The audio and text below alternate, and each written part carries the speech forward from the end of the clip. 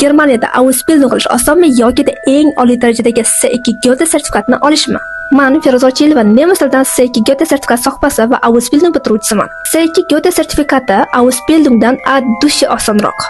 Ha, to'g'ri eshitdingiz. Hozir men sizga aynan nima uchunligini faktlar asosida keltirib beraman. C2 uchun siz tizimli o'qiysiz. Hamma narsa nazoratingizda bo'ladi. Undan tashqari unda aniq chegara bor.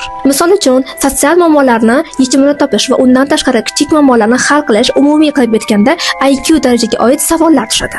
Ausbildungda esa siz haftasiga 40 soatlab o'qiysiz, ishlaysiz. Undan tashqari maktab, litsey, universitetdagi ilmiy fanlarni, misol uchun biologiya, kimyo, huquq, iqtisod va boshqa fanlarni nemis tilida topshirasiz. Ilmiy bilmingiz yaxshi bo'lmasa, tilni ming zo'r biling imtihondan yiqilasiz.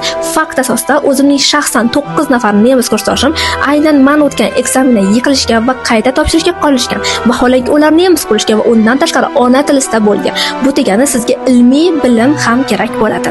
Lekin bu degani Ausbildungdan qo'rqish kerak degani emas.